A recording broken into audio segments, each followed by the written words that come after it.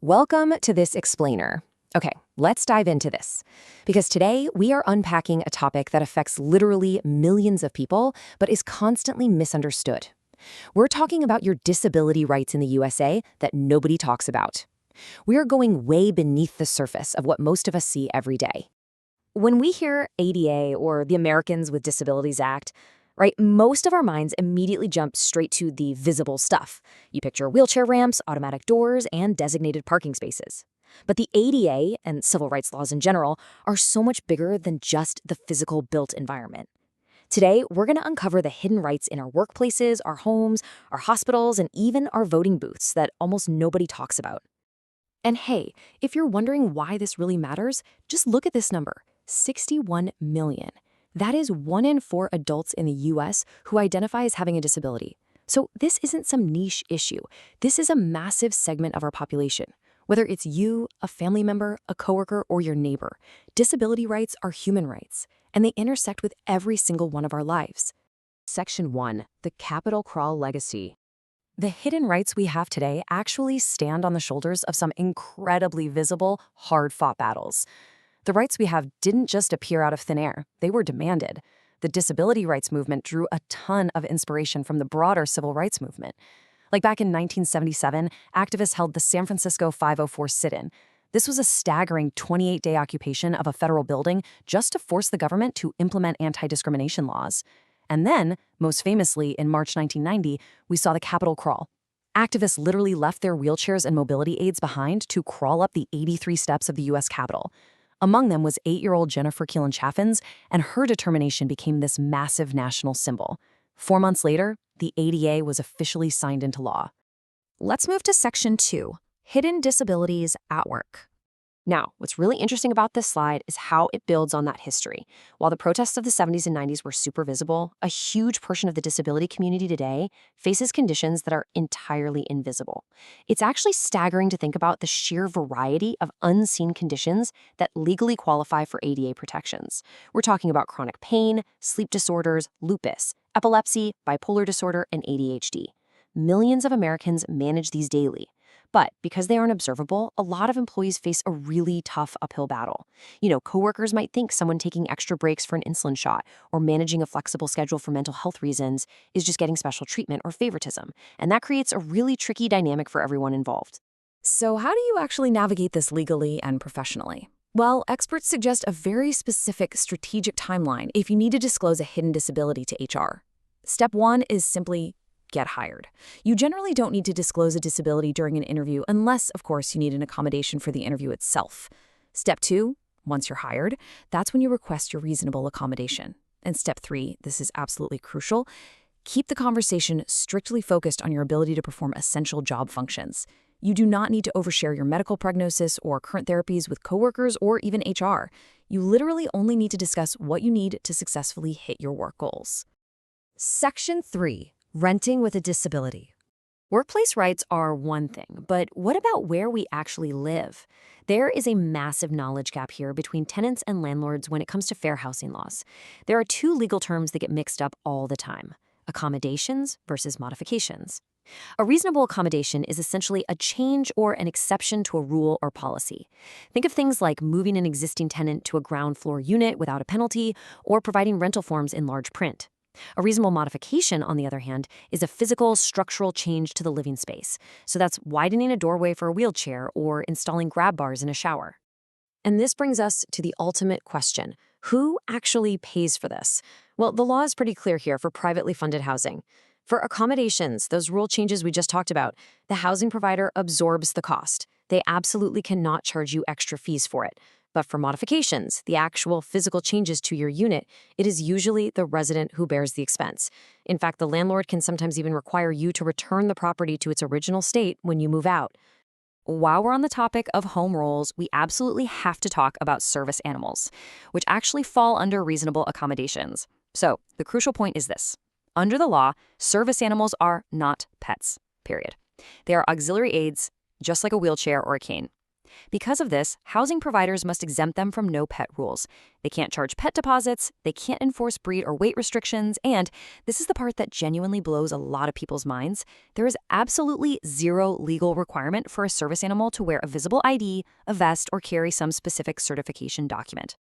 Section 4. Health and Historic Building Rules. Moving from private homes into public spaces, the ADA mandates equal access. But the way that's achieved can get fascinatingly complex when we look at our built environment and our healthcare systems. Here's a great question that architects and city planners run into constantly. Do historic buildings have to be ADA compliant? Well, the short answer is yes. Alterations absolutely must comply. But there's a really specific, fascinating loophole in the law. See, the ADA recognizes the national interest in preserving history. So if widening an 18th century door frame for a wheelchair would literally destroy the architectural and historic significance of the property, the law offers an exception. But that doesn't mean they can just say, sorry, no access. No way. They have to provide creative alternative methods. For example, if a historic room on a second floor absolutely cannot have an elevator added without destroying the building, the museum might be required to provide a really high-quality video tour of that inaccessible room done on the accessible ground floor. Now, switching gears to healthcare settings, accessibility literally becomes a matter of life and death. And the Department of Justice is incredibly strict about this. Hospitals must provide effective communication for the deaf and hard of hearing, and it has to be at no extra cost to the patient.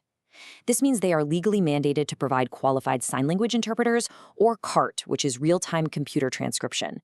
What they absolutely cannot do is rely on a patient's emotionally distressed family member to interpret complex medical diagnoses. They also have to support TTY devices connecting through the National 711 Relay Network. Section 5. Voting access is a right. Let's look at a cornerstone of civil rights that intersects deeply with the disability community, the ballot box. This is an area where physical barriers, systemic rules, and democratic participation all collide. Despite a history of intense segregation and ongoing physical obstacles, the disabled community is a massive political force. Just look at the high turnout 2020 election.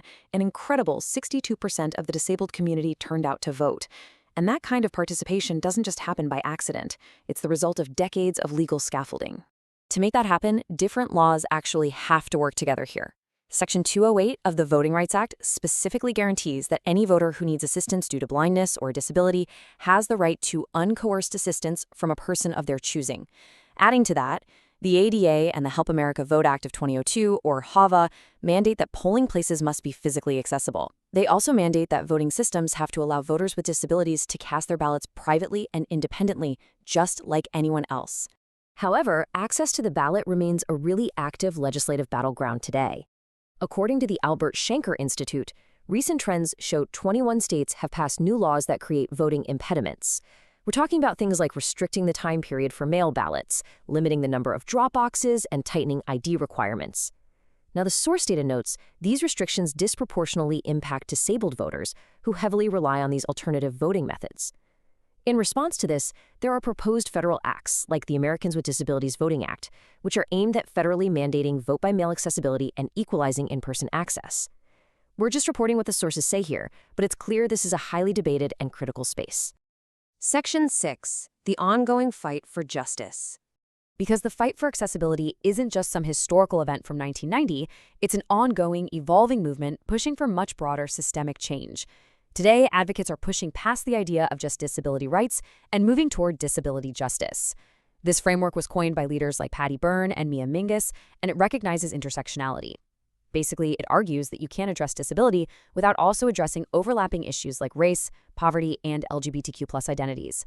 Mia Mingus actually champions this incredible concept called access intimacy.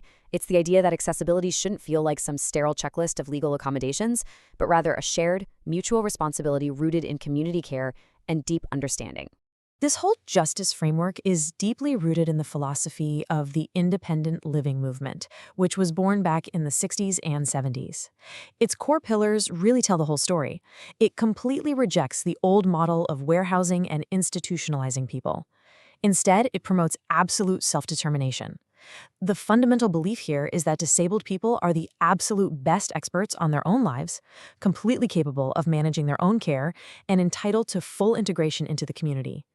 And this brilliantly illustrates how interconnected all civil rights struggles truly are. Check out this quote from legendary labor and civil rights leader A. Philip Randolph. "At the banquet table of nature, there are no reserved seats. You get what you can take and you keep what you can hold." This quote served as a massive guiding light for the disability rights movement. It reminds us that rights are not freely given by society. They are organized for, demanded, and maintained through constant vigilance and unity. Which leaves us with the most important question of all. Now that you know these hidden rights, from navigating HR disclosures and housing modifications to understanding historical loopholes in the fight for voting access, how will you take this off the screen? Whether you identify as disabled or as an ally, how are you going to look at your workplace, your neighborhood, or your local polling place differently tomorrow? Because true accessibility doesn't end with a law. It begins with us.